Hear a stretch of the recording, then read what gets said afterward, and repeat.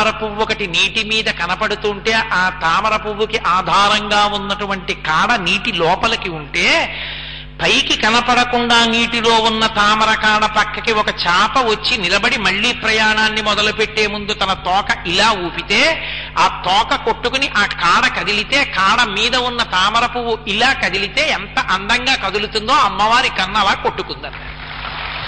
అంత గొప్పగా వర్ణించారు మహర్షి. తల్లికి ఎడంకన్నదిరింది. ఏమిట్రా ఎడంకన్నదిరింది అనుకున్నారు. ఉరి బిగించేసుకుంటోంది, కొమ్మ విడిచిపెట్టేస్తుంది. ఇంత గొప్పగా మాట్లాడగలిగిన హనుమ పైనుంచి చూస్తున్నారు. గిరగిర గిరగిర తిరిగేశారు. పిల్లి పిల్లంతున్నారు. ఏవం బహువిధాం చింతాం చింతయిత్వాం మహాకపి సంసర్వో మధురం వాక్యం వైదేహ్యం వ్యజహార అంటారు మహర్షి. ఇప్పుడు ఏం చెప్పాలి? నేను వానర భాషతో మాట్లాడితే ఆవిడకి అర్థం కాదు. నేను సంస్కృతంలోనో మనుష్య భాషలోనో మాట్లాడితే వానరమేమిటి సంస్కృత భాషలో మాట్లాడుతోంది, మళ్ళీ రావణాసురుడే ప్రచ్ఛన్న వేషంలో వచ్చి నన్ను హింస పెడుతున్నాడు అనుకుని ఉరిని బాగా బిగించుకుంటుంది. ఇప్పుడు నేను ఏం మాట్లాడాలి, ఎలా మాట్లాడాలి? ఏమీ మాట్లాడకపోతే తల్లి ఉరిపోసుకుని ప్రాణం విడిచిపెట్టేసిన తర్వాత మళ్ళీ నేను తిరిగి వెళ్లి సీతమ్మ తల్లిని చూశాను కానీ ఉరిపోసుకుంటూ ఉంటే నిశ్శబ్దంగా ఊరుకున్నాను. తల్లి మరణించిందన్న మాట రామచంద్రమూర్తికి చెప్తే మహానుభావుడు ఊరుకుంటాడు. ఆ భూతాశ్చాత్తా విపద్యంతే దేశకాల విరోధిత అర్ధానర్ధాంతరే బుద్ధి నిశ్చితాపి నిశోభతే ఘాతయంతి కార్యాణి దూతాహ పండితమానినః. నేను బుద్ధిమంతుడనుకున్న మంత్రి అటువంటి దూత ప్రభు యొక్క కార్యాల్ని పాడు చేస్తాడు. నేను ఏం చెయ్యాలి ఇప్పుడు? ఆయనకు అర్థం కాలేదు. ఆయనకి ఏం మాట్లాడాలో అర్థం కానటువంటి స్థితి ఏర్పడితే ఆయన మాట్లాడేది ఒక్కటే, రామకథే చెప్తారు. ఎందుకంటే ఆయనకి అంత ఇష్టం. ఎక్కడో అకస్మాత్తుగా ఉపన్యాసం చెప్పవలసి వచ్చిందనుకోండి, తేలిక ఏమిటంటే రామాయణంలో శ్లోకం తీసుకుని చెప్పేయడమే సందర్భానుసారంగా. అలా వెంటనే రామకథే మొదలు పెడతారు ఆయన. సీతమ్మ తల్లి ఉరిపోసుకుంటోంది బెంగ కడుపులో. ఎందుకు చెప్తున్నారో తెలియదు, రామకథ చెప్పేశారు. రాజా దశరథో నామ రథకుంజరమాజిమాన్ పుణ్యశీలో మహాకీర్తి రుజుర్రాసి మహాయశః. పూర్వం కోసల దేశానికి రాజధాని అయినటువంటి అయోధ్య పట్టణాన్ని పరిపాలించినటువంటి దశరథ మహారాజు గారికి 3 భార్యలు, కౌసల్య, సుమిత్ర, కైకేయి. 60,000 సంవత్సరముల వయస్సు వచ్చినప్పటికీ కూడా పుత్ర సంతానాన్ని పొందనటువంటి దశరథ మహారాజు గారు కొడుకు పుట్టాలనేటటువంటి బాధ చేత అశ్వమేధయాగాన్ని చేసి పాపాన్ని పోగొట్టుకుని పుత్రుణ్ణి పొందాలన్న కోరిక చేత పుత్రకామేష్టి చేస్తే అందులోంచి వచ్చినటువంటి యజ్ఞపురుషుడు ఇచ్చిన పాయస పాత్రలోని పాయసాన్ని 3 భార్యలకి పంచిపెడితే పుట్టినటువంటి 4 కుమారులైనటువంటి రామలక్ష్మణ భరత శత్రుఘ్నులలో పెద్దవాడైన రామచంద్రమూర్తి తండ్రి అయిన దశరథ మహారాజు గారు 2 వరాలు కైకమ్మకి ఇచ్చినప్పుడు సత్యమునందు నిలబెట్టడం కోసమని భార్య అయిన సీతమ్మతో లక్ష్మణస్వామితో కలిసి అరణ్యవాసానికి వచ్చి జనస్థానమునందుండగా రావణాసురుడన్న 10 తలల రాక్షసుడు సీతమ్మని అపహరించి తీసుకుని వెళ్లి లంకాపట్టణంలో బంధీకృతురాల్ని చేస్తే ఋష్యమూక పర్వతం మీదకి చేరుకున్నటువంటి రామచంద్రమూర్తి వారిని ఒక్క బాణంతో సంహరించి సుగ్రీవుడితో స్నేహం చేసి సుగ్రీవుడి యొక్క దాసులైనటువంటి వారి సైన్యమంతా కూడా గూఢచారులు, రాయబారులు అందరూ కూడా అన్ని దిక్కులకి బయలుదేరి వెడితే దక్షిణ దిక్కులకి వచ్చినటువంటి కొన్ని లక్షల వానరములు ఆ దక్షిణ తీరంలో ఉత్తర తీరంలో ఉండిపోతే హనుమాను పేరు కలిగినటువంటి కేసరీపుత్రుడైన హనుమైనైన నేను సీతమ్మ తల్లి జాడ వెతుక్కుంటూ వచ్చి రాత్రి సించుపావృక్షం మీద కూర్చుని రామచంద్రమూర్తి సీతమ్మ తల్లి ఎలా ఉంటుందని చెప్పారో అటువంటి యథారూపాం యథావర్ణాం యథాలక్ష్మించ నిశ్చితాం అస్తోషం రాఘవస్యాహం సేయమాసాదితామయా. అటువంటి సీతమ్మ తల్లిని ఇవాళ చూచి నేను ధన్యుడైనాను అన్నారు. ఇంది సీతమ్మ. గడగడ గడగడ చెప్పేశారు రామకథ. ఎవడురా రామకథ చెప్తున్నాడు అనుకుంది. తల్లి ఉరి వదులు చేసి ఒక్కసారి పైకి చూసింది. వేష్టితార్జున వస్త్రంతం విద్యుత్ సంఘాత పింగళం, తెల్లటి బట్టలు కట్టుకుని పగడాల ముద్దలాంటి మూతితో నమస్కారం చేస్తూ కూర్చునున్నారు. అమ్మ పొంగిపోయింది చూసి. ఆ ఉరి వదులు చేసుకుంది. అమ్మా ఎవరమ్మా నువ్వు? నిజం చెప్పమ్మా. రావణేన జనస్థానాత్ బలాద్యపహృతా. ఇది జనస్థానంలో రావణాసురుడు అపహరించిన మా తల్లి సీతమ్మవే కదమ్మా. అమ్మ నాకు అర్థమవుతోందమ్మా. అక్కడ ఋష్యమూక పర్వతం మీద ఉన్న ఆభరణాలు నీ ఒంటి మీద లేవు, నీ ఒంటి మీద ఉన్నవి అక్కడ లేవు. అంటే మా తల్లి సీతమ్మవే. అమ్మా నిజం చెప్పమ్మా అన్నారు. అంత కష్టంలో మాట్లాడుతూ కూడా ఎంత సంస్కారమో. మాట సంస్కారాన్ని చెప్తుంది. పృథివ్యా రాజసింహానాం ముఖ్యస్థ విదితాత్మన స్పృశా దశరథస్యాహం శత్రుసైన్య ప్రతాపిన ద్వీతా జనకస్యాహం వైదేహస్య మహాత్మన సీతాచ నామ నామ్యాహం భార్యా రామస్య ధీమత అంటుంది తల్లి. నేను మహాప్రతాపవంతుడైనటువంటి దశరథ మహారాజు గారి యొక్క కోడలు అంటుంది. ఒక స్త్రీ పెళ్ళైపోయినటువంటి వారి దగ్గరికి వెళ్ళి అమ్మ ఎవరు మీరు అని అడిగితే మామగారి పేరు చెప్పాలి, ఫలానా వారి కోడళ్ళని చెప్పాలి. ఆర్షధర్మాన్ని పాటించింది తల్లి. నేను దశరథ మహారాజు గారి కోడల్ని, అలాగే జనక మహారాజు గారి కూతుర్ని, ఈ శరీరానికి సీత అని పేరు, రామచంద్రమూర్తి యొక్క ఇల్లాల్ని, మహాబుద్ధిమంతుడు నా భర్త అంది. మాట్లాడుతూ మాట్లాడుతూ శిరస్యంజలి మాధాయ, తల మీద ఇలా అంజలి ఘటించి దగ్గరికి వచ్చారు. అయ్యయ్యో ఇన్ని వివరాలు చెప్పారు, రావణాసురుడే వచ్చాడేమో అని భయపడి తల్లి స్పృహ తప్పిపోయింది. మళ్లీ స్పృహ నుండి బయటికి వచ్చింది. నా తల్లి 10 నెలల నుంచి ఏడుస్తూనే ఉంది లంకాపట్టణంలో. అంత ఏడుస్తున్నటువంటి సీతమ్మ ఒక ప్రశ్న అడిగింది. పతే రామేణ సంసర్గ కథం జానాసి లక్ష్మణం వానరాణం నరాణం వా కథమాసీత్ సమాగమ యాని రామస్య లింగాని లక్ష్మణస్య చ వానరః తాని భూయత్ సమాచక్ష్వా నమాం శోక సమావిశేత్. నరులకు వానరులకు సంబంధం ఎలా కుదిరింది? రాముడు నరుడు, నువ్వు వానరుడివి. ఏది రాముడు నాకు తెలిసంటున్నావుగా, రాముడి యొక్క గుణములు చెప్పు, రాముడు ఎలా ఉంటాడో చెప్పు, నమ్ముతాను అంది. రామనామం చెప్పినా రామ కథ చెప్పినా సీతమ్మ పొంగిపోతుంది. ఒక్కసారి మొదలు పెట్టారమ్మా, ఏం చెప్పమంటావు? రామ కమలపత్రాక్ష సర్వసప్త మనోహర రూపదాక్షిణ్య సంపన్న ప్రసూత జనకాత్మజే రామో భామిని లోకస్య చాతుర్వర్ణస్య రక్షిత మర్యాదానాంచ లోకస్య కర్తా కారయితా చ సహ యజుర్వేద వినీతస్య వేద విద్భిస్సు పూజితః ధనుర్వేదే చ వేదేషు వేదాంగేషు చ నిష్ఠితః రక్షితా జీవలోకస్య ధర్మస్య పరిరక్షిత రక్షితా స్వస్య ధర్మస్య స్వజనస్య చ రక్షిత. అమ్మా ఏం చెప్పమంటావమ్మా మహానుభావుడి గురించి? తేజసాదిత్య సంకాశ పృథివీ క్షమయా పృథివీ సమః, బుద్ధిలో ఇంద్రుడితో సమానమైన వాడమ్మా. అటువంటి రామచంద్రమూర్తి యజుర్వేదం బాగా తెలుసున్నవాడు, సమస్త వేదాలు చదువుకున్నటువంటి వాడు, భూమి అంత ఓర్పు కలిగినటువంటి వాడు, మర్యాదా పురుషోత్తముడు, ఎవరి దగ్గర ఎలా ప్రవర్తించాలో తెలుసున్నవాడు, పద్మములు ఎలా ఉంటాయో అటువంటి కన్నులున్నవాడు, సమస్త భూతములు ఆయన్ని చూస్తే ఆకర్షింపబడతాయి. అంతటి అందగాడు. అమ్మా రాముడు ఎలా ఉంటాడో చెప్తాను చూడమ్మా అని తల దగ్గర నుంచి పాదముల వరకు త్రిస్తిర త్రిప్రలంభశ్చ త్రిసమ త్రిశితోన్నత త్రితామ్ర స్త్రిషు స్నిగ్ధ గంభీర స్త్రిషు నిత్యత. రామచంద్రమూర్తిని తల దగ్గర నుంచి పాదముల వరకు సభాముఖంగా వర్ణించడానికి వీలు లేని అవయవములతో సహా వర్ణించి చెప్పారు. ఇలా ఉంటాడమ్మా రాముడంటే, ఇలా ఉంటాడమ్మా లక్ష్మణుడు అన్నారు. పొంగిపోయింది నా తల్లి. ఇన్నాళ్ల నుంచి ఏడిచి ఏడిచి ఏడిచి ఉన్న సీతమ్మ ఆనందంతో చూస్తే వానరోహం మహాభాగే దూతో రామస్య ధీమతః రామనామాంకితం చేదం పశ్యదేవ్యంగుళీయకం ప్రత్యయార్థం తమానీతం తేన దత్తం మహాత్మా సమాస్విచి భద్రం తే క్షీణ దుఃఖ ఫలాఖ్యసి. అమ్మా బెంగ పెట్టుకోకమ్మా, నీ దుఃఖం పోయింది. ఇదిగోనమ్మా నేను రామచంద్రమూర్తి యొక్క దాసాన దాసుణ్ణి, రాముడి యొక్క ఉంగరం తెచ్చాను. అమ్మా తీసుకో అమ్మా. వనరోహం మహాభాగే దూతో రామస్య ధీమతః రామనామాంకితం చేదం పశ్యదేవ్యంగుళీయకం ప్రత్యయార్థం తమానీతం తేన దత్తం మహాత్మన. ఇక నీకు దుఃఖం లేదమ్మా అన్నారు. అందుకోసం చదువుకుంటారు సుందరకాండ. ఆ శ్లోకం చదివితే దుఃఖం పోతుంది. అది గొప్ప మంత్రం కింద చెప్తారు దాన్ని. ఆ శ్లోకం అమ్మవారు ఆ మాట చెప్పి ఉంగరం ఇచ్చారు.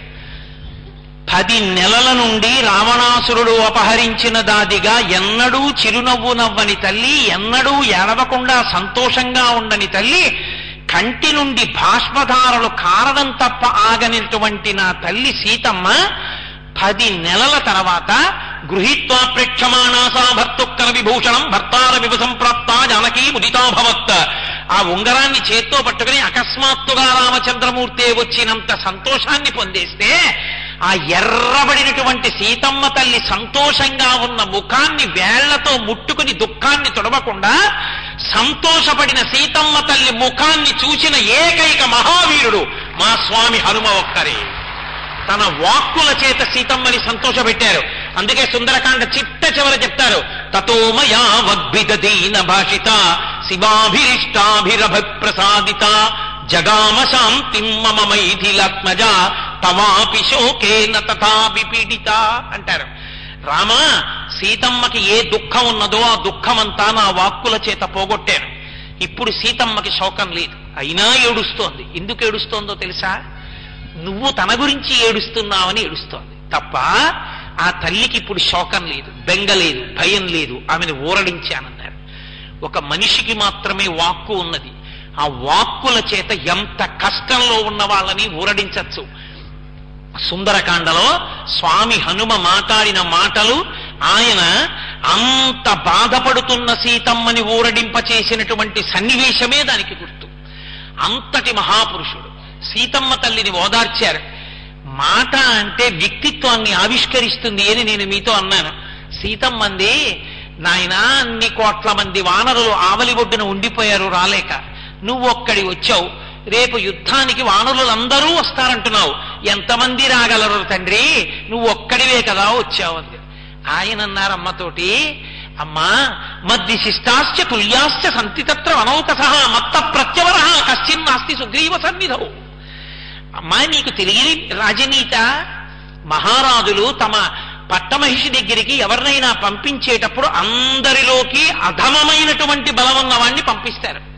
రామచంద్రమూర్తి నన్ను నీ దగ్గరికి పంపించారంటే అందరిలో తక్కువ బలం ఉన్నవాణ్ణి నేనేనమ్మా, నాకన్నా సమానులున్నారు, నాకన్నా అధికులున్నారు తప్ప నాకన్నా తక్కువ వాళ్ళు సుగ్రీవుడి దగ్గర లేరమ్మా అన్నారు. ఏమి వినయమ్మా స్వామిది.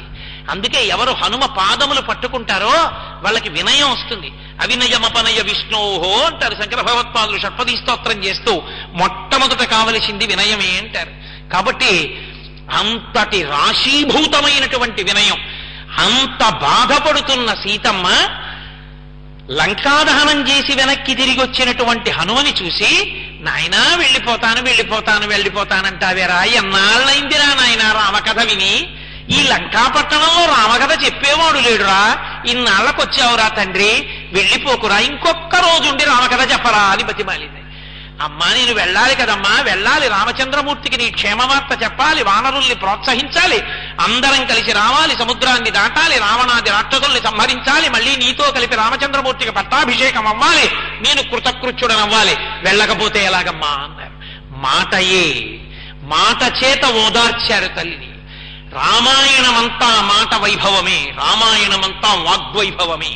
అందుకే ఆ వాక్కు ఉన్న నరులు రామాయణం చదువుకుంటే అబ్బా మనం ఇలా మాట్లాడచ్చు అనమాట. మన మాట చేత ఇంత శాంతి కల్పించచ్చు, మన మాట చేత లోకానికి అంత ప్రీతి చేకూర్చచ్చు, మనకున్న మాటని సక్రమంగా వినియోగించుకోగలిగితే చాలు మనం తరించిపోతామని తెలుసుకుంటారు.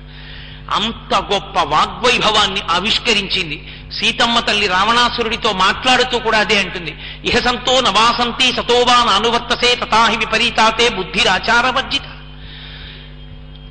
నివర్తయమనోమత్త స్వజనే క్రీతాం మనః ఆత్మానుపమాం కృత్వా స్వేషు దారేషు రమ్యతా తుష్టం శేషు దారేషు చపలం చలితేంద్రియం. ఆవిడ ఎంత స్పష్టంగా చెప్పిందో. అందుకే సుందరకాండ ఒక యుగంలో ఒక కాలంలో ఒకరికి పనికొచ్చినది కాదు, ఏ యుగంలో ఏ కాలంలో ఎవరికైనా పనికొస్తుంది. కారణం సీతమ్మ తల్లి మాటలు. ఆవిడంటుంది, ఎందుకురా అక్కర్లేని పనులు చేస్తావు, ఇహ సంతో నవాసంతి సతోవా నానువర్తసే తథాహి విపరీతాతే బుద్ధిరాచారవర్జిత. మంచి మాటలు చెప్పేవాళ్ళు లేరా ఈ ఊళ్ళో? ఒకవేళ మంచి మాటలు చెప్పినా నువ్వు వినవా? ఎందుకని నీకు ఇటువంటి ఉద్ధతితో కూడిన బుద్ధి ఏర్పడింది రావణ? ఎందుకు నువ్వు ఇలా ప్రవర్తిస్తుంటావు? ఎందుకు నువ్వు ఇటువంటి స్థితిలో అక్కరలేని మాటలు మాట్లాడతావు? ఈ పాపం చేత నువ్వు ఎంత మూట కట్టుకుంటున్నావు? నేను సీతమ్మని అపహరించి తెచ్చానని అనుకుంటున్నావు తప్ప నిజంగా నువ్వు నన్ను అపహరించి తేగలిగిన మొనగాన్ని అనుకుంటున్నావా? నన్ను అపహరించి తేవడం వల్ల నువ్వు కట్టుకున్నటువంటి పాపం నువ్వు ఎక్కడికెడితే మాత్రం ఆ పాపం పోతుంది. ఈ పాపం వల్లే కదా నువ్వు మరణించబోతున్నావు. అంత తపస్సు చేసినటువంటి రావణాసురుడు తన మరణాన్ని తాను వండుకున్నాడు. ఏ రూపంలోనో తెలుసా? మహాపతివ్రత అయిన సీతమ్మ తల్లి కంటి వెంట బాష్పధారలు పడేటట్టుగా ప్రతిరోజు వెళ్ళి మాట్లాడకూడని మాటలన్నీ మాట్లాడాడు. ఆ మాటలు మాట్లాడడం వల్ల మహాపతివ్రత యొక్క హృదయము గాయపడింది, బాధపడింది. ఆమె బాధపడేటట్టు ఎన్ని మాటలు మాట్లాడాడో ఆ మాటల వలన తాను చచ్చిపోవడానికి కావలసినంతటి మహాపాపాన్ని వండుకున్నాడు. ఆ పాపాన్ని వండుకున్నాడు కాబట్టే రామచంద్రమూర్తి చేతిలో మరణించాడు. కాబట్టి మాట ఒకడు చచ్చిపోయాడు, మాట ఒకరు భవిష్యత్ బ్రహ్మయ్యారు. అదే హనుమ మాట్లాడితే మహానుభావుడు తన మాటల వైభవం చేత భవిష్యత్ బ్రహ్మ కాగలిగారు.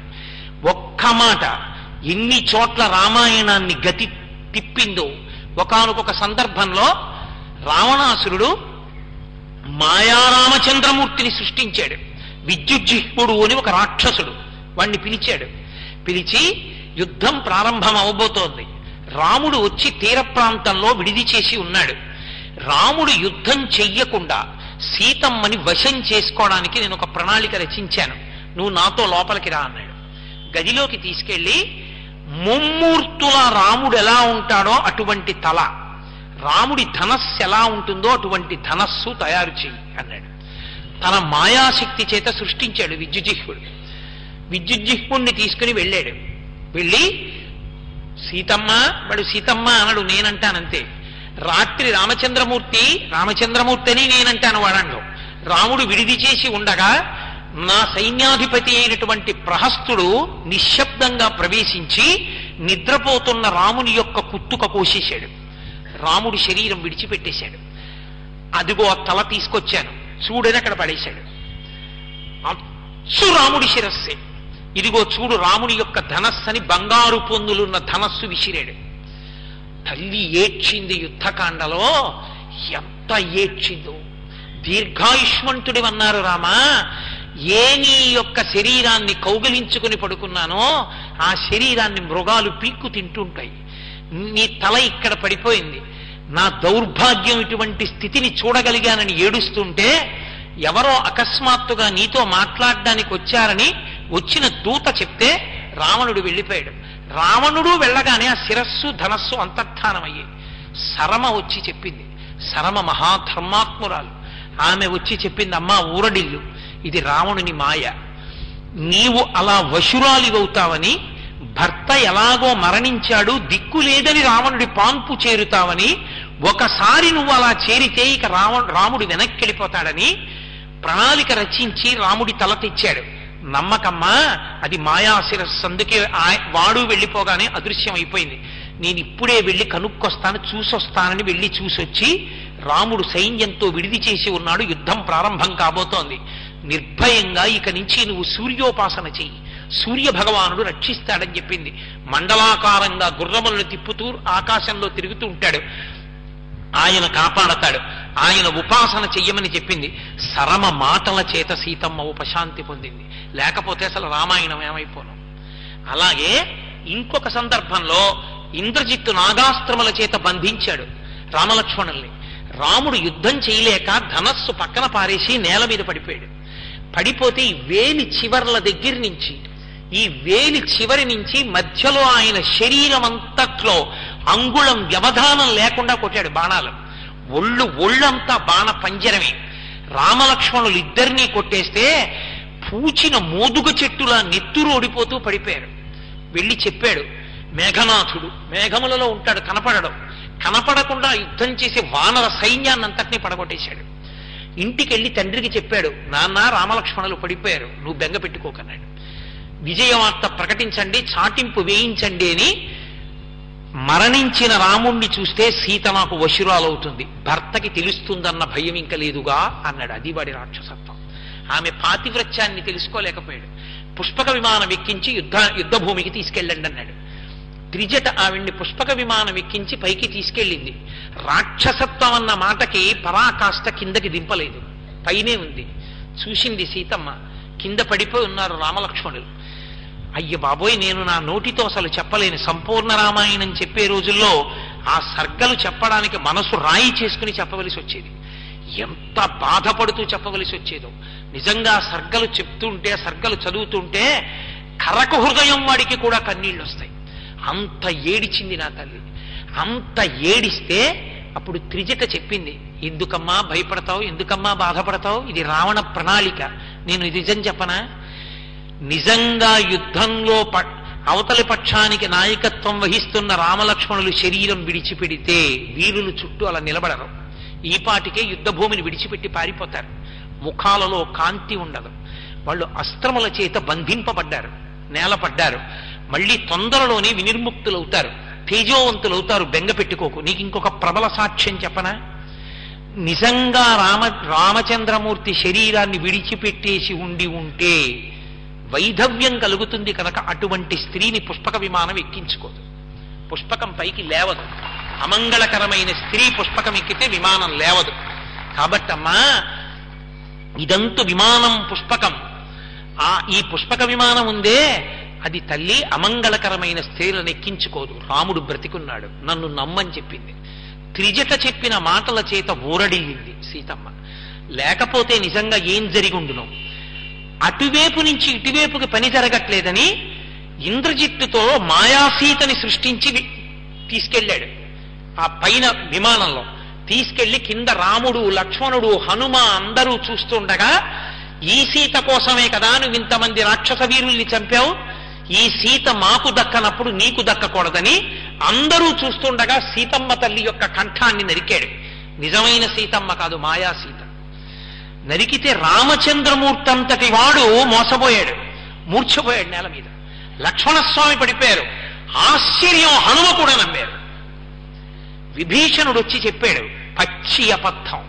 అంత కామమున్న స్త్రీని ప్రాణం పోయినా చంపడు రావణాసురుడు. పరపురుషుడు కొడుకైనా సరే తీసుకెళ్లడాన్ని ఒప్పుకోడు. రామా, నిన్ను వంచడానికి మాయాసీతని సృష్టించాడు. సీతమ్మని రావణుడు చంపడం అంటే సముద్రం ఇంకిపోవడంతో సమానం, నమ్మకన్నాడు. మహానుభావుడైన విభీషణుడి వాక్కులు నమ్మి మళ్ళీ రామలక్ష్మణులు హనుమా సేద తీరారు. ఆ తర్వాత ఇంద్రజిత్తుని వధించారు. ఇన్ని కష్టాలు పడ్డారండి. బాణాలతో కొట్టిన దెబ్బల కన్నా మాటలతో ఎక్కువ హింసించాడు. అన్ని హింసించినా కూడా, అన్ని మాటలు మాట్లాడినా కూడా నిజంగా నా తల్లి ఎలా తట్టుకుందో, ఎలా నిలబడిందో, ఆమె పాతివ్రత్యానికి ఆమెయే సాటి. మాట మనిషిని ఎంత బాధ పెడుతుందో, మాట మనిషిని ఎంత సేద తీరుస్తుందో చెప్పడానికి రామాయణమే పరాకాష్ఠ. రామాయణ కావ్యం లాంటి కావ్యం ఉండదు ఇంకా మాట వైభవం చెప్పడానికి. వాగ్వైభవం తెలుసుకోవాలి అంటే శ్రీరామాయణం చదివి తీరాలి. రామచంద్రమూర్తి దగ్గరికి మహానుభావుడు దూతగా వెళ్ళారు స్వామి హనుమ. వెళ్ళి మాట్లాడుతున్నారు. బ్రహ్మాస్త్ర బంధనం చేశాను కదా అనుకున్నాడు ఇంద్రజిత్తు. కానీ ఆయన నిజానికి బ్రహ్మాస్త్రం చేత బంధింపబడలేదు. బావుండదు, ఇంటి పెద్దవాడు చతుర్ముఖ బ్రహ్మగారి అస్త్రానికి కూడా నేను కట్టుబడకపోతే గౌరవం అన్న మాటకు అర్థం ఉండదని కట్టుబడినట్టుగా నటించారు. బ్రహ్మాస్త్రం చేత ఆయన కట్టుబడినట్టు నటిస్తే వాళ్ళు గుడ్డపీలికలు, బట్టలు, ఆ తాళ్లు, తప్పెట్లు తీసుకొచ్చి కట్టారు. ఎప్పుడైతే బ్రహ్మాస్త్రము చేత బంధనమైనటువంటి వ్యక్తిని ఇతరమైనటువంటి బంధనముల చేత కడతారో దాన్ని అవమానంగా భావించినటువంటి బ్రహ్మాస్త్రం విడిచిపెట్టేస్తుంది. బ్రహ్మాస్త్రం విడిచిపెడితే మరునాటి సూర్యోదయం వరకు వేరొక అస్త్రం పట్టుకోదు. లంకాపట్టణం అంతా సందిగ్ధంలోకి వెళ్ళిపోయింది. ఒక్క ఇంద్రజిత్తుకు తెలుసు ఎంత బాధపడ్డాడో. 48వ సర్గ. హనుమ ఇంద్రజిత్తు యుద్ధాన్ని చదివితే ఏలినాటి శని కూడా ఉపశాంతి పొందుతుంది. కాబట్టి ఎంత బాధపడ్డాడో. అహో మహోకృతం, నేను చేసిన పనంత వ్యర్థం అయిపోయింది. నరాక్షసైర్మంత్రగతిర్విముష్ట. వీళ్ళకి తెలియదు బ్రహ్మాస్త్రం గురించి. బట్ట కట్టారు ఆయనకి, వదిలేసింది బ్రహ్మాస్త్రం. ఇప్పుడు ఏం జరుగుతుందో అనుకున్నాడు. అసలు రావణుణ్ణి చూడాలి కదా, ఎంతసేపు ఈ నాటకం అనుకున్నారు. ఆయన్ని కట్టి ఈడ్చి తీసుకెళ్లి నించోబెట్టారు. చూశారు ఆయన, హనుమ రావణుణ్ణి చూశారు, రావణుడు హనుమని చూశారు. తేజోవంతుడికి, బలవంతుడికి, ధర్మాన్ని నమ్ముకున్న వాడికి భయం ఉండదు. హనుమ అన్నారు, అహో రూప మహోధైర్య మహోసత్వ మహోద్యుతి అహో రాక్షస రాజస్య సర్వలక్షణయుక్త. ఏమి తేజస్సు, ఏమి పరాక్రమం, ఏమి ద్యుతి. అధర్మం లేకపోతే 3 లోకాలు పరిపాలించవలసిన వాడు అనుకున్నారు. అదే రావణుడు శంకమానస్తుతం దృష్ట్వా అనుమానంతో చూశాడు. ఒకానొకప్పుడు నేను హిమాలయ పర్వత ప్రాంతంలో పరమశివుడు తపస్సు చేసుకుంటున్నప్పుడు కనిపేస్తే నందీశ్వరుడు వచ్చి నవ్వితే, నేను ఆ నందీశ్వరుణ్ణి చూసి నవ్వితే, నందిని నేను కోతిముఖం వాడా అంటే నన్ను కోతిముఖం వాడా అన్నావు కాబట్టి వానర ముఖాలతో ఉన్న వాళ్లే వచ్చే లంకాపట్టణాన్ని సర్వనాశనం చేస్తారని చెప్పించాడు. ఆ నందీశ్వరుడు వచ్చాడా? కిమేష భగవాన్ నంది భవే సాక్షాద్యాగత ఏన శక్తోస్మి కైలాసే మయా సంచలితే పురా. ఆ నందీశ్వరుడు వచ్చాడా అని భయపడ్డాడు. ఎప్పుడూ భయపడతాడు తప్పు చేసినవాడు, ఎప్పుడూ సంతోషంగా ఉంటాడు, ధైర్యంగా ఉంటాడు, ధర్మాన్ని నమ్ముకున్నవాడు. ప్రహస్తుణ్ణి పిలిచాడు. ఎవరి పనుపునొచ్చాడు? ఎందుకు వచ్చాడు? ఎందుకు లంకాపట్టణాన్ని, ఎందుకు అశోకవనాన్ని ధ్వంసం చేశాడు? అడుగు. నిజం చెప్పాడా? వదిలిపెట్టేస్తాను. అబద్ధం చెప్పాడా? శిక్ష వేస్తాను. ప్రహస్తుడు ప్రభువు పనుపున మాట్లాడాడు. స్వామి హనుమ అన్నారు, నేనొచ్చిందే రావణాసురుడికి సందేశం ఇవ్వడానికి, మళ్ళీ మధ్యలో నీ మధ్యవర్తిత్వం ఏమిటి, నీతో మాట్లాడడం ఎందుకు అని రావణాసురుడి వంకే తిరిగారు. రావణాసురుడి వంకే తిరిగి నీ తమ్ముడైనటువంటి సుగ్రీవుడు శృణు సందేశం, ఆయన పంపించినటువంటి సందేశాన్ని విను. సుగ్రీవుడు తమ్ముడు ఎందుకు అవుతాడు రావణాసురుడికి అంటే కిష్కింధకాండలో వాళ్ళిద్దరికీ ఒక సంధి ఉంది, ఒక అంగీకారం ఉంది, వాలికి రావణాసురుడికి. నేను మొన్న ప్రస్తావించాను కదా, నాకేది దొరికినా అనుభవించి నీకిస్తాను, నీకేది దొరికినా అనుభవించి నాకి, మన ఇద్దరం అన్నదమ్ముల్లా ఉందామని. కాబట్టి వాలి నీకు తమ్ముడైతే సుగ్రీవుడు తమ్ముడు కదూ, అందుకని అదిగో ఆ వాలి తమ్ముడైనటువంటి సుగ్రీవుడు నీకు సందేశం పంపాడు. చమత్కారం ఏమిటో తెలుసా, సుగ్రీవుడు ముందు సందేశం పంపిస్తాడు, తర్వాత రాముణ్ణి అడ్డుపెట్టి చంపిస్తాడు. నీ బతుకు అంతే, వాలి అలాగే వెళ్ళిపోయాడు. కాబట్టి భ్రాతుశ్రుడు సమాదేశం సుగ్రీవస్య మహాత్మనః, సుగ్రీవుడు పంపించాడు. నేను ఎందుకు వచ్చానో తెలుసా, సీతమ్మ జాడ కనిపెట్టడానికి వచ్చాను. దాచలేదని చెప్తావేమో, నేను చూశాను. లక్షితేయం మయా సీతా తథా శోకపరాయణ గృహ్యయాం అభిజానాసి పంచాస్యమివ పన్నగీం. నిర్భయత్వం, ఆ మాటలో ఎక్కడా దాపరిక ఉండదు, ఆ మాటలో ఎక్కడా అబద్ధం ఉండదు. సీతమ్మ తల్లిని చూశాను. తస్య భార్యా వనేనష్టా సీతాపతి మనువ్రత. రామచంద్రమూర్తితో కలిసి పరమధర్మానికి కట్టుబడి మహాపతివ్రత అయి భర్తని సేవించడానికి అరణ్యానికి వచ్చినటువంటి సీతమ్మ తల్లిని అపహరించి తీసుకొచ్చి అంతఃపురంలో అశోకవనంలో దాచావు, శిశుపా వృక్షం కింద. నేను చూడడం జరిగింది. రావణ, నేను ఎవ్వరి చేత చచ్చిపోను అవధ్యుడని అనుకుంటున్నావేమో. సుగ్రీవో నహిదేవోయం నరాక్షసో నగంధర్వో నయక్షో నచకిందరః. నువ్వు ఎంతమంది చేతిలోనైనా చచ్చిపోనని వరం కోరుకున్నావు, కానీ నరవానరుల్ని కోరుకోలేదు. రాముడు నరుడు, సుగ్రీవుడు వానరుడు, వాళ్ళిద్దరూ కలిసి వచ్చారు కాబట్టి నువ్వు చచ్చిపోవడం తథ్యం. నేను చెప్పిన మాట జాగ్రత్తగా విను. నువ్వు ఇన్నాళ్ళు చెయ్యవలసిన తప్పులు ఏమున్నాయో అవన్నీ చేస్తూ వచ్చావు. వాటి వలన ఇన్నాళ్ళు పుణ్యం యొక్క ఫలితాన్ని అనుభవించావు. కాబట్టి పాపం జోలికి రాకుండా ఊరుకుంది. ఇప్పుడు పాపము పుణ్యము ఏకకాలంలో అనుభవించడానికి వీల్లేదు. ఎందుచేత, నువ్వు చేసినది మహాపాతకం, మహాపతివ్రతని అపహరించి తీసుకొచ్చావు.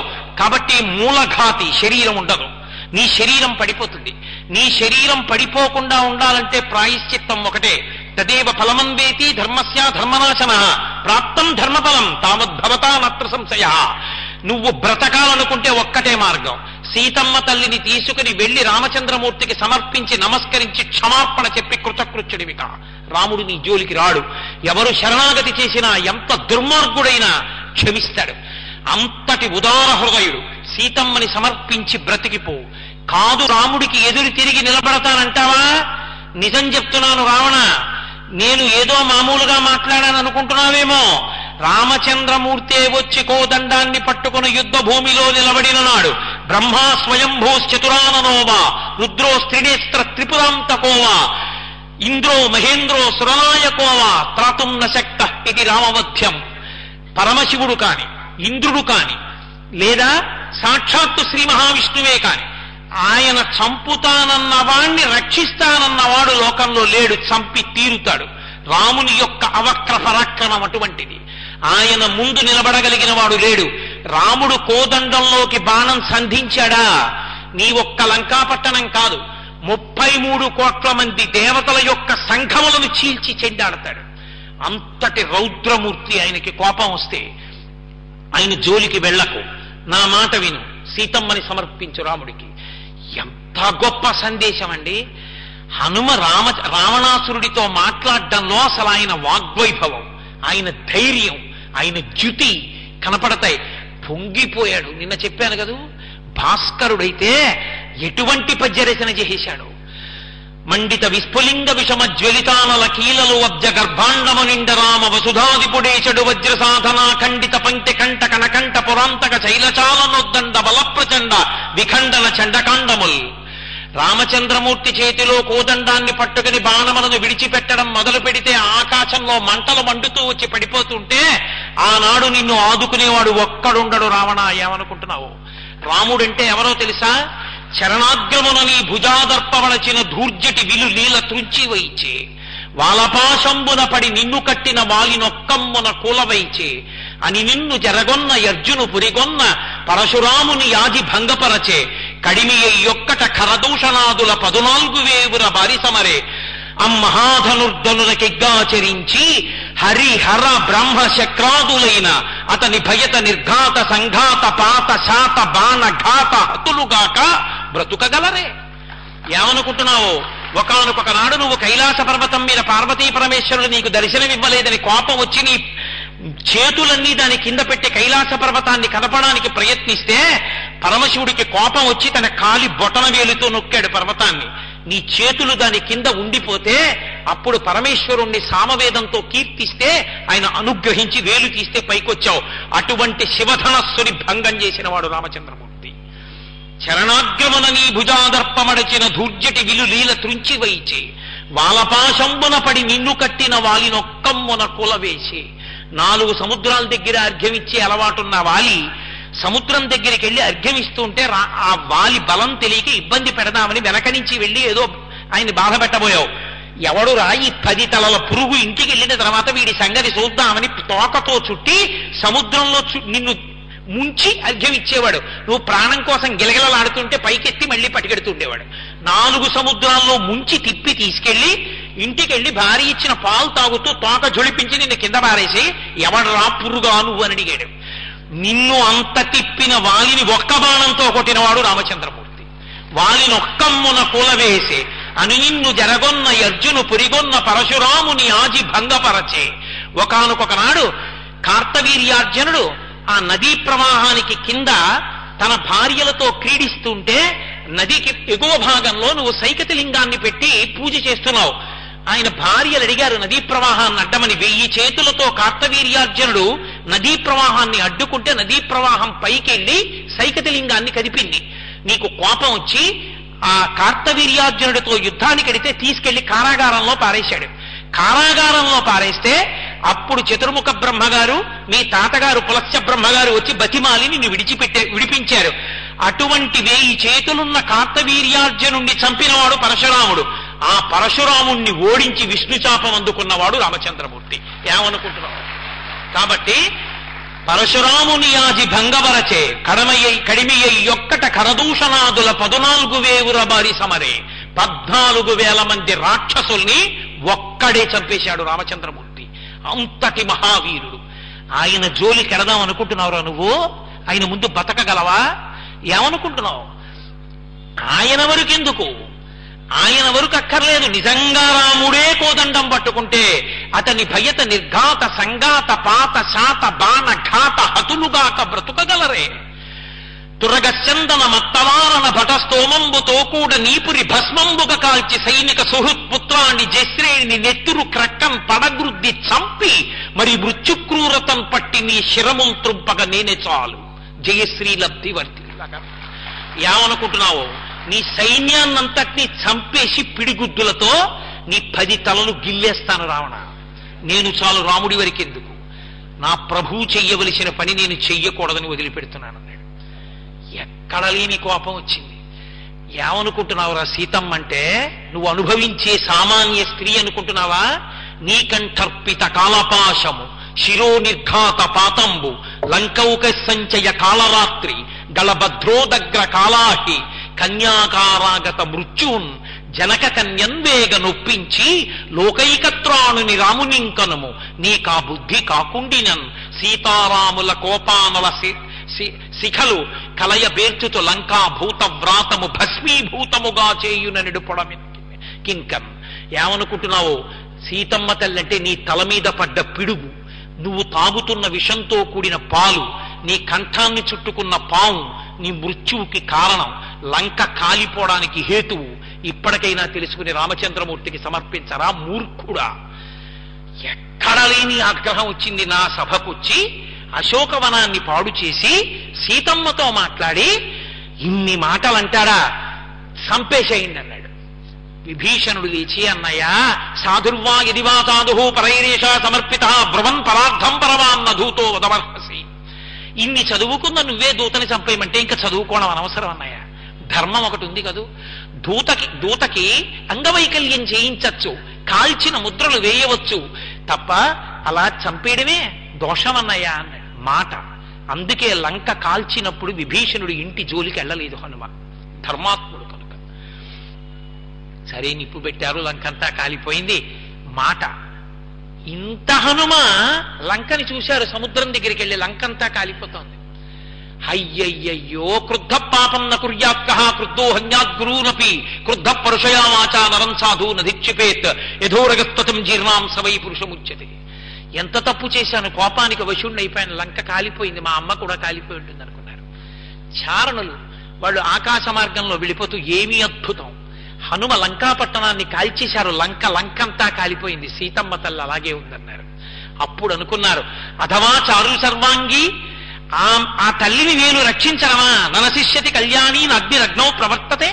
అగ్నిని కాలుస్తుందా ఎక్కడైనా? నా తోకకి పెట్టిన అగ్నే ఆమె చేసిన ప్రార్థనకి చల్లబడింది, ఆమెనే అగ్ని చనకుతుందా? నా పిచ్చి.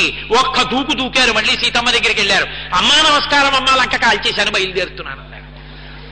మళ్ళీ అమ్మంటుంది, అమ్మ ఒక్క రోజు ఉండరా నాయన, ఇంకొక్క రోజు ఉండి రామాయణం చెప్పరా అంటూ. అమ్మా లేదమ్మా బయలుదేరాలి కదమ్మా, సీతారాముల్ని కలపాలి కదా. తమస్మిన్ కార్య నిర్యోగే ప్రమాణం హరిసప్తమా రాఘవస్తత్సమారంభాత్మయత్నపరో భవేత్. నీ వల్లే జరగాలరా నాయన, బయలుదేరైతే అది తల్లి. మహానుభావుడు బయలుదేరారు, వచ్చారు. మాట అన్నదానికి ఒక్క మాట చెప్పి, ఇలా చెప్తే ఎంత చెప్పను, అలా వెడుతూనే ఉంటుంది. కాబట్టి ఆయన వస్తూ మహానాదం చేశారు. చేస్తే యువతల ఒడ్డున ఉన్న కొన్ని కోట్ల వానరములు నేచి నించున్నాయి. చూశానంటారో చూడలేదంటారో భయం. జాంబవంతుడు పెద్దవాడు, ఆయన అన్నాడు, సర్వదా కృతకార్యోసా హనుమాన్ నాత్ర సంశయ నహ్యస్య కృతకార్యస్య నాదయేవం విదో భవేత్. స్వామి హనుమకి ఒక పని అప్పజెప్పి ఈ పని జరగాలని ప్రార్థన చేస్తే జరగకపోవడం ఉండదు. అంతటి మహానాదం చేశారంటే సీతా దర్శనం అయిందన్నారు. ముందు సీత అంటే చూశాను అన్నారో చూడలేదు అన్నారో రక్తపోటు వచ్చి పడిపోతారని దృష్ట్వా సీతేతి విక్రాంత సంక్షేపేణ్యవేదయత్, చూడబడెను సీతమ్మ అన్నారు. తను చూశారా అమ్మ దర్శనమిచ్చిందా, అందుకని చూడబడెను సీతమ్మ అన్నారు. నియతాం అక్షతాం సీత రాఘవాయన్యవేదయత్. అమ్మ పరమ సౌశీల్యంతో పాతివ్రత్యంతో నీ కొరకే ఎదురు చూస్తోందని ఒక్కసారి దక్షిణ దిక్కుకి తిరిగి సీతమ్మకి నమస్కరించారు. సీతారాముల్ని సంతోషపెట్టారు. సీతారాముల పట్టాభిషేకానికి 500 నదుల జలాలు, 4 సముద్రాల జలాలు తెచ్చారు. ఎప్పుడు రామచంద్రమూర్తి పాదాల దగ్గర కూర్చుని ఉంటారు. వాగ్వైభవమే రామాయణము, రామాయణమే వాగ్వైభవము. నరుడిగా పుట్టిన వాడికే వాక్కున్నది కనుక అసలు ఆ వాక్కు యొక్క వైభవం తెలుసుకోవాలంటే రామాయణం చదవాలి. రోజూ పాడిన పాటే మళ్ళీ పాడుతున్నాను. నేను ఎంతకని చెప్పగలను 7 కాండలలోంచి. అయినా నా శక్తి కొలది విహంగ వీక్షణం చేశాను. కానీ పాయస పాత్రలో ఉన్న పాయసం యొక్క రుచిని చెప్పడానికి పాయసం అంతా పెట్టక్కర్లేదు, ఒక్క చెంచాతో తీసి ప్రసాదం పెడితే చాలు. మీ అందరూ ప్రాజ్ఞులు, మీరన్నీ తెలుసున్నవాళ్ళు.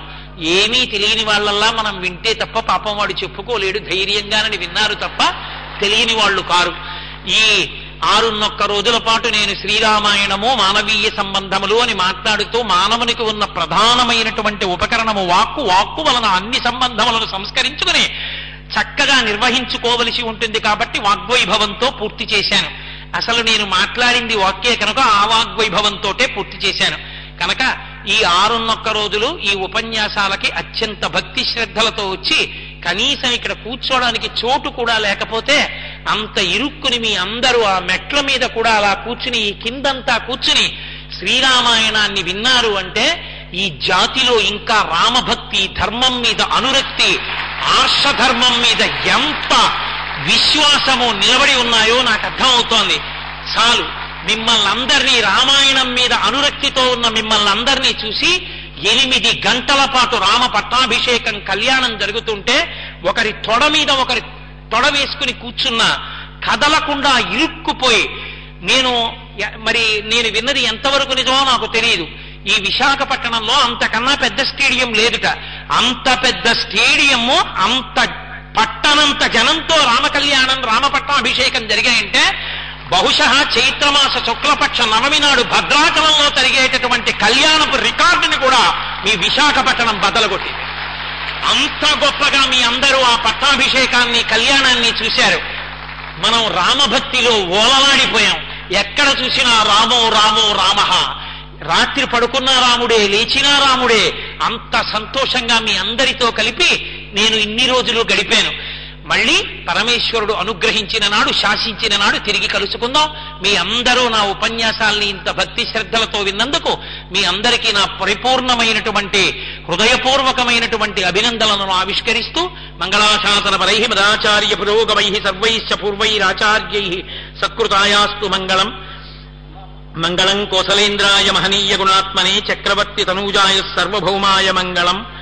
ఉమాకాంతాయ కాంతాయ కామితార్థప్రదాజినే శ్రీగిరీశాయ దేవాయ మలినాథాయ మంగళం. కరచరణకృతం వా కర్మవక్కాయిజం వా శ్రవణనైనజం వా మానసం వాపరాధం విహితం వా సర్వమేత్తక్షమస్వ. శివ శివ కరుణాబ్ధే శ్రీ మహాదేవ శంభో. సర్వం శ్రీ ఉమామహేశ్వర పరబ్రహ్మార్పణమస్తు. స్వస్తి.